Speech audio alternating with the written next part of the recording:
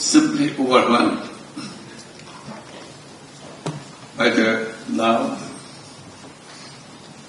and the emotions that you express on this occasion, Madam President and Mr. Chair of the Board and distinguished faculty and my student friends. It's a very touching moment for me. It's usually a touching moment. For me, it's a especially touching moment. Because suddenly I'm coming from another world. I got lost here. You bring me back to my real world. I feel so comfortable. That's where I belong to. That's where I enjoy being. And the campus always thrills me. By being with the faculty, with the students, with the challenges. This is an exciting world. And then you find your path.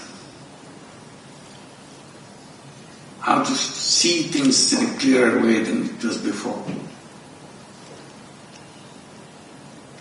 That's what the university campus is all about. Taking challenges. Building future. Imagine. I put a lot of importance to the young people and the faculty and campus as a whole. Importance of imagination. I said everybody is telling you learn. That's fine, that's okay. But spend as much time as you do in learning. Imagine. Because imagination is the way which creates the world. If you imagine, I try to emphasize to the young people, if you imagine, it will happen. If you don't imagine, it will never happen. Because you didn't imagine it. So easy. I see imagination gives you the power to unleash yourself. Without that, you are stuck with the reality. The reality is not given. The reality is created. We create it.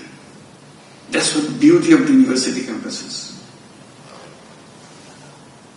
Create the next day, next world, where we are. And you don't realize it at the moment. It's fun, wonderful time being in the campus, making friends. But along the way, we are challenging. We are saying, why not? What about this way? And that make it happen. Because you said, why not? If you didn't ask that question, why not? We would have remained the way we were all the time. So that's what excites me when I come back to the campus, when I meet you, meet the young people. Remind me what I am, what I'm supposed to do. One question I raised when I first started teaching in Bangladesh. Said if the university is the reservoir of all the knowledge, that's what one description of the university. All the knowledge of the world is compressed into the university. If so, if all the knowledge is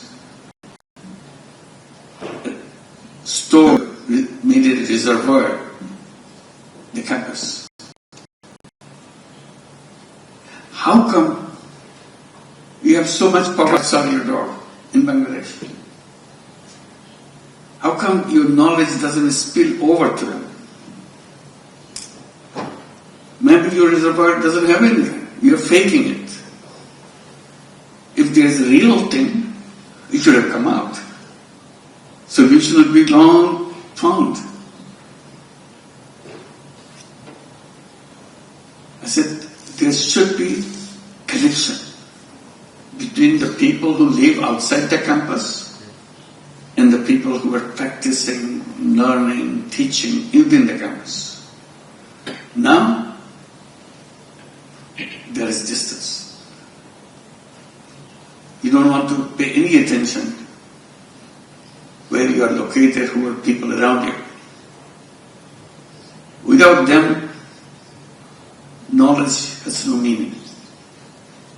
Knowledge is for people. So you have people just one step outside your campus boundary. They don't know what you do. You don't know what they do. That pained me. I tried to cross the boundary. My colleagues in the campus hated it. They thought you are devaluing yourself. You are a professor. Why should you be with the farmers or the laborers, the shipbuilders?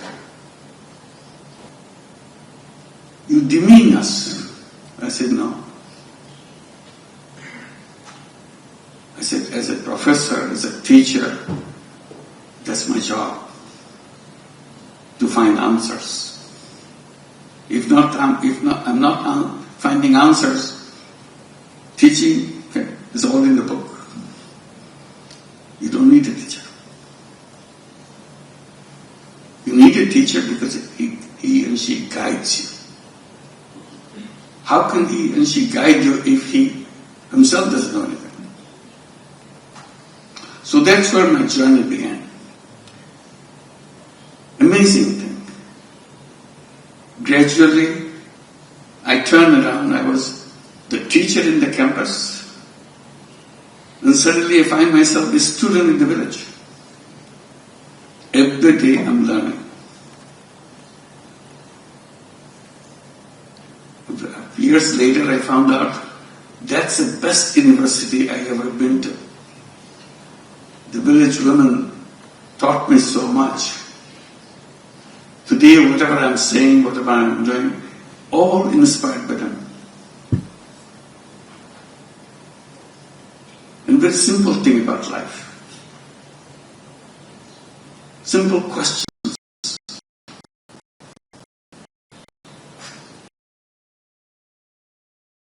And first began with just giving tiny loans. I had no idea, no book tells me that I had to pay good.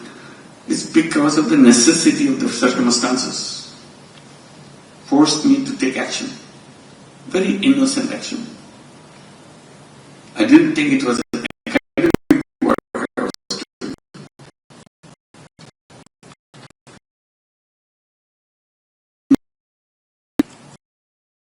It challenged the whole banking system. I said, it's very funny. Banking system is designed in a way, the more you are rich, the more you have, the more you get. Suddenly I looked at it, I said, that doesn't look right. The principle should be other way. The less you have, more right you have to get the service. If you're the poorest, you get the highest priority, which is the reverse. And I started challenging that. Bank says, no, that's not the way it works. I said, I know it doesn't work, but it has to work. They said, it will never work. I said, it's working. And that voice I raised again and again. It took a long time to get the attention of the universities around the world. Universities are shielded away. They don't want to get into subjects which are not in the book. And I'm doing something which is not in the book. They think it's a non-academic subject. I say it's very much academic subject. It relates to people's life. If it relates to people's life, it relates to university. So that's the journey led by this field and start talking. The civilization that we have built today, that we are so proud of the civilization, fantastic civilization. I could say it's a wrong civilization. And it's a self-destructive civilization. This civilization will kill us. Oh, how can it be? Look at the prosperity. Look at the way we are conquering everything. We are conquering the world. Yes, but you will disappear. You cannot sustain yourself. I give 3 reasons why we cannot.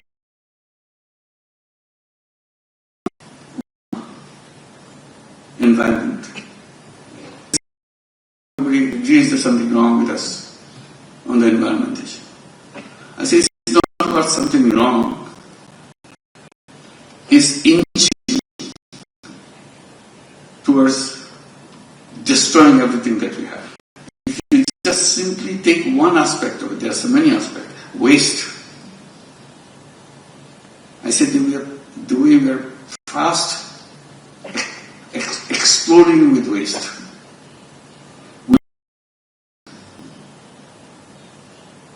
There will be no room for human beings, any other will take over.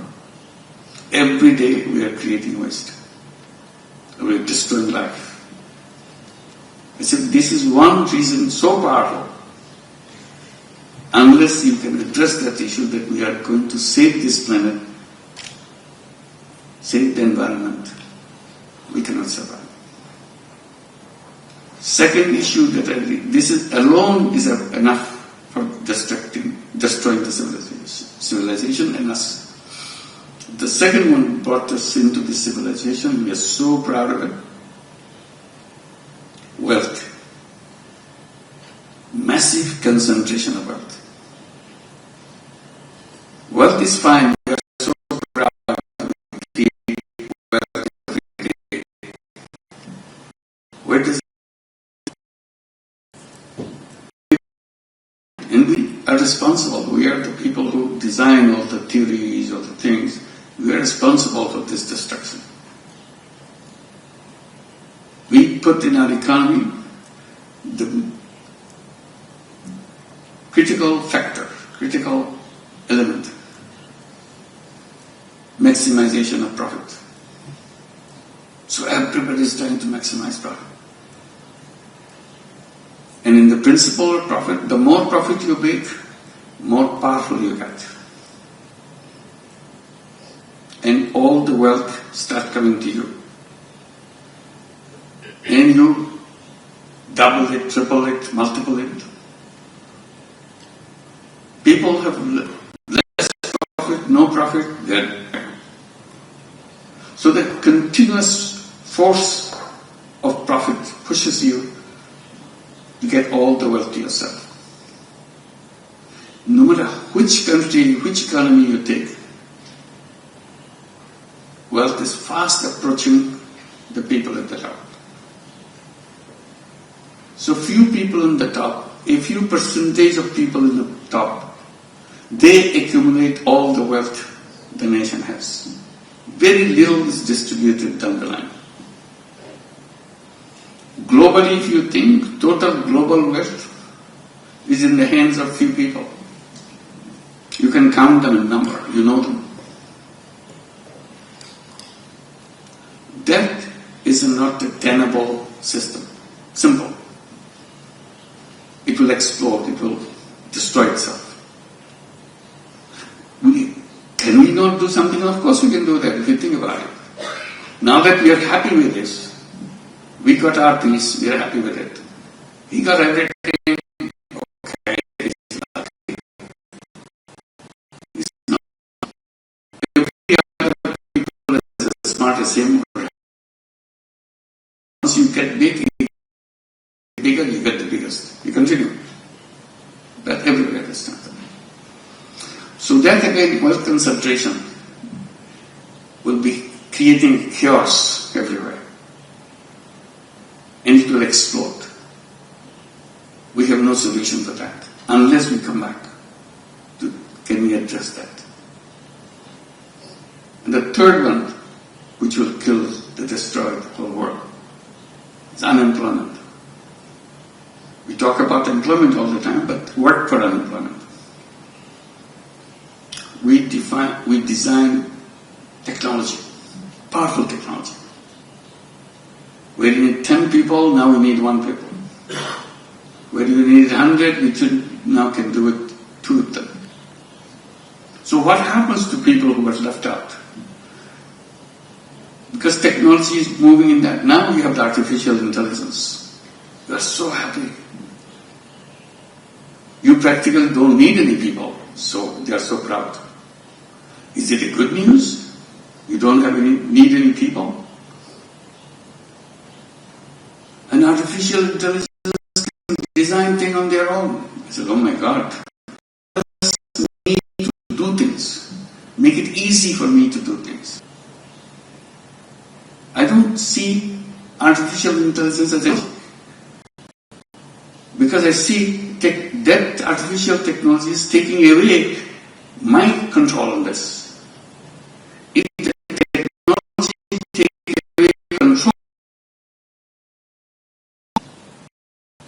he said, who are you? Artificial intelligence challenged me, who are you? So this led me to 1-2-3-0 clubs. Simple idea, we can practice it. Simple idea because we are saying in a personal way, each one of us is a 3-0 club. Each person make a commitment. I will not do anything which needs to use fossil fuel, plastic. So I'll stay away from it. All the things which damages the earth. I will not contribute to waste.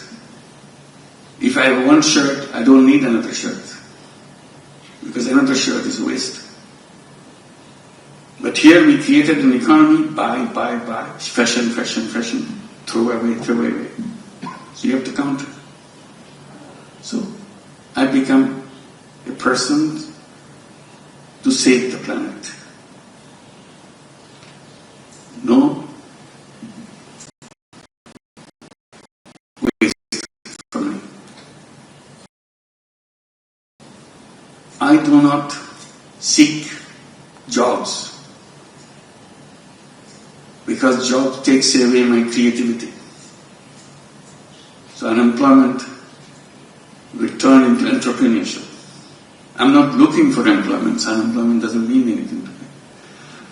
That's how I was born, as an entrepreneur. But the school taught me to learn so that I can get a good job. So my orientation is, if I don't get a job, I'm useless. I'm a failure. I said, that's not true. You are born as an entrepreneur, as a creative person. He said, essence of human being is creativity. If you don't have creativity, you are nothing. Every single person has creativity. But we are so focused on pushing it down. No creativity, just follow the orders.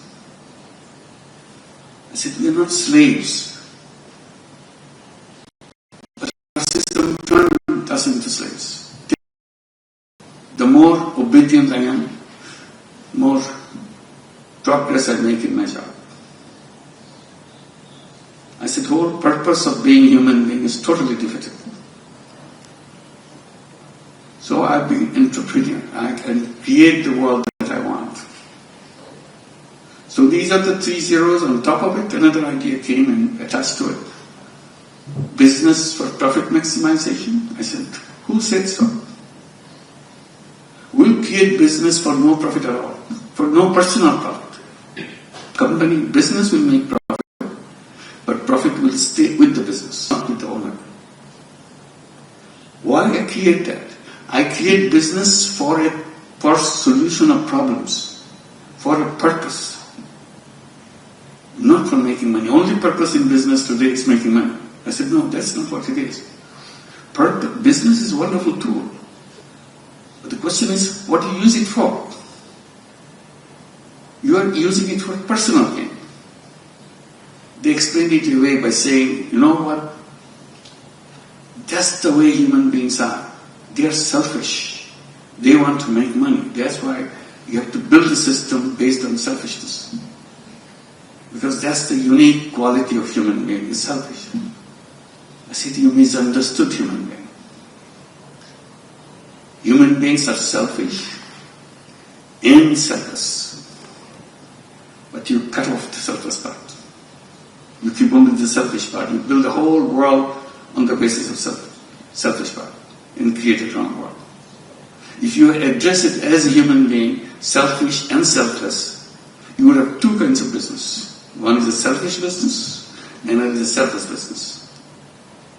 And we encourage to create selfless businesses. Japanese young people love that. Many created big companies now. What we call social business.